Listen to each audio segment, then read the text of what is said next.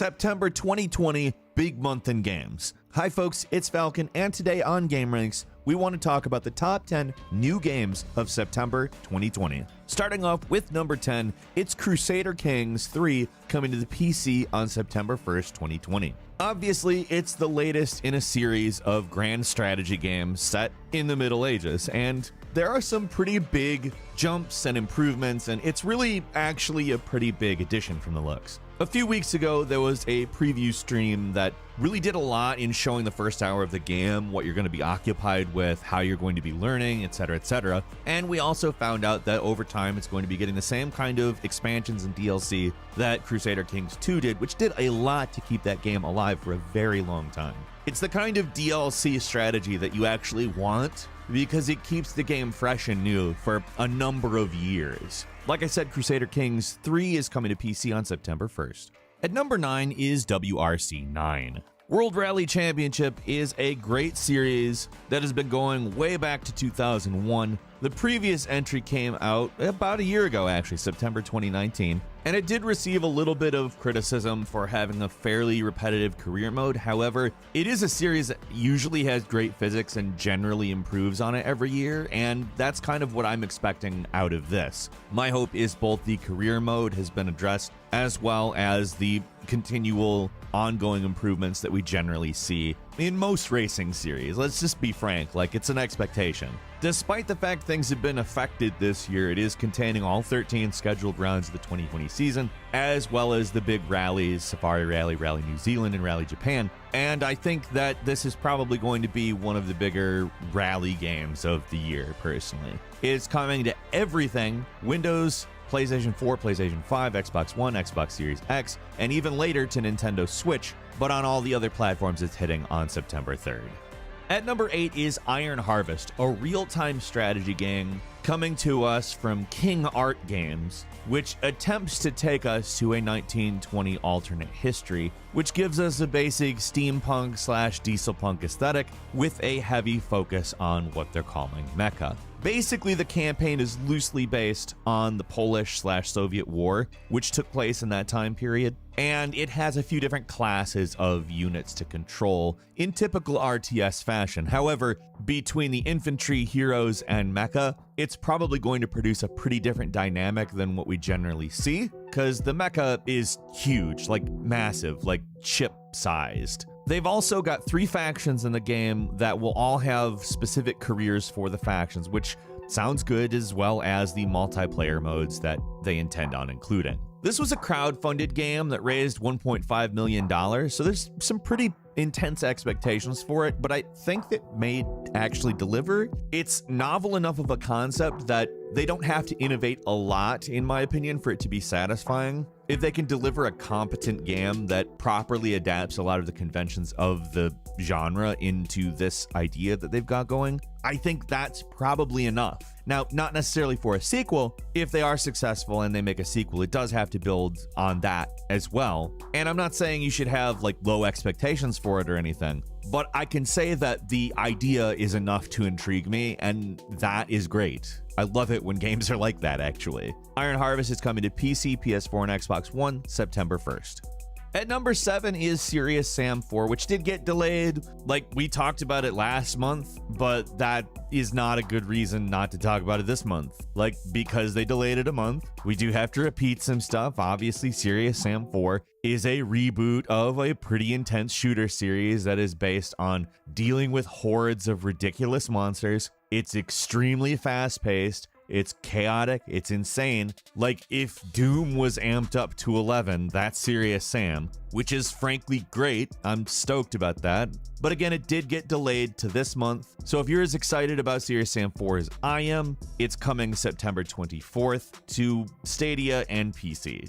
At number 6 is Marvel's Avengers. Now, this is, of course, a somewhat controversial title at this point. They've managed to really kick up some dust without even releasing the game over some interesting, yeah, let's go with interesting decisions regarding the monetization. I'm going to go ahead and say, like, I find that really unfortunate because the actual gameplay of the game looks good to me. It's looked good to me from day one. Like, kind of taking on board some of the combat conventions from the Spider-Man game that Insomniac made and adapting it to a bunch of different characters, different attributes. And honestly, like, that looks cool. Like, I thought that the gameplay with the Black Widow, for instance, looked really neat. I am a little hesitant about the monetization at this point. I hope that it doesn't ruin the game because, frankly, it looks like it's got potential. It still looks like it's got potential. It is coming to PC, PS4, Xbox One, and Stadia on September 4th. At number 5 is NBA 2K21, which let's just go ahead and say we really have not seen a lot of at this point. There is a demo out now, but it's also not like extensive. It is a very pretty version of this game though, however, and it needs to be said how big of a visual improvement we're seeing over even pretty good looking previous titles. Obviously, a demo can't really show us a whole lot about like career mode, for instance, but I am very excited from what I've seen.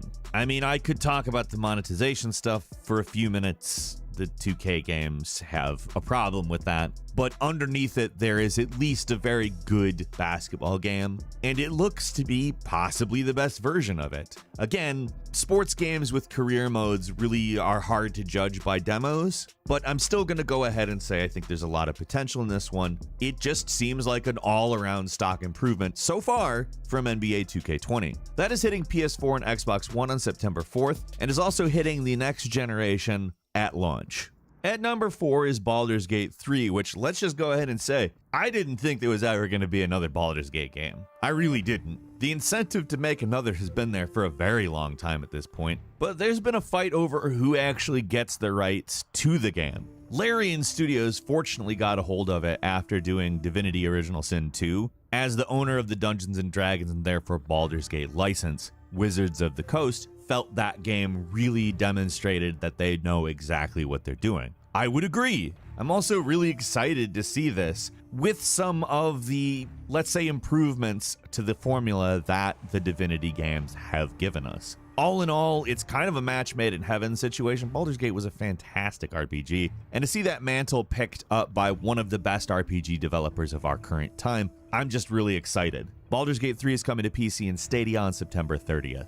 At number 3 is Kingdoms of Amalur: Re-Reckoning, which is a remaster / remake of a game that cost tons of money to make, was a passion project of literally just a baseball player with a ton of money who really liked fantasy games, and also was able to recruit R.A. Salvatore, the author, and Todd McFarlane to create the story and art for his game, and didn't really get any attention when it came out. Over time, it did, however, build a bit of a cult following, and I think that it definitely deserves to be seen.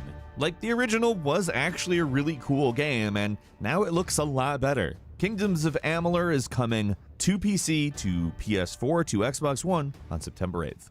At number 2 is Tony Hawk's Pro Skater 1 and 2, which is like a total remake of the first 2 Tony Hawk games, the best 2 Tony Hawk games, let's be frank. And from the looks, it seems like it really manages to retain the original gameplay while looking significantly better. Like, it is an upgrade on every upgrade we've seen that makes it look basically like a new game. As a huge fan of these games, I'm particularly excited and interested to just how faithful it is, but also just how successful it is in actually bringing back this franchise. The last couple of attempts have really been disasters, and I think going to the roots but giving us like full-on next generation visuals is exactly what the doctor ordered with this, because if they take what they've done here, move forward with the old school gameplay in a manner that actually comes together, we might have the series back.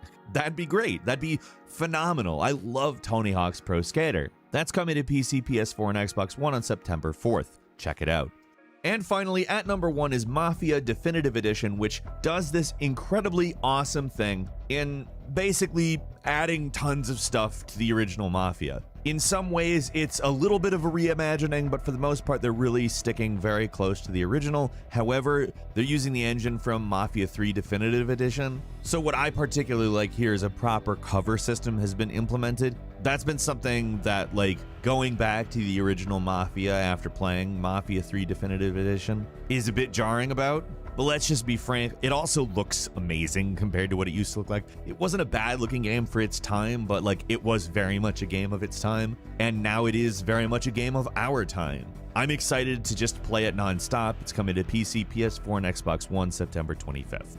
Couple of quick bonus games for you. First is Spelunky 2, the sequel to just a phenomenal side-scrolling randomized roguelike that honestly, awesome. Love Spelunky. Absolutely, give me more of that. Thank you. That's coming to PS4 and PC on September 15th. Walking Dead Onslaught is coming to PC VR and PSVR. It is a VR Walking Dead shooter. It is very cool looking, and I am interested in it very much. It's hitting on September 29th. Also, we've got Crysis Remastered coming. Now, obviously, Crysis has been a benchmark game for a very long time, but they've gone ahead and made it better. Now we've got ray tracing. Now we've got much better textures. I mean, it's Crysis. You know what you're getting with it. It's a great game. And it's hitting PC, Xbox One, and PlayStation 4 on September 18th. And then finally, we're getting The Outer Worlds Peril on Gorgon DLC, which adds an entirely new colony to The Outer Worlds, which is apparently totally lawless, and there's a big mystery going on there. I'm excited to check that out when it hits PS4, Xbox One, and PC September 9th.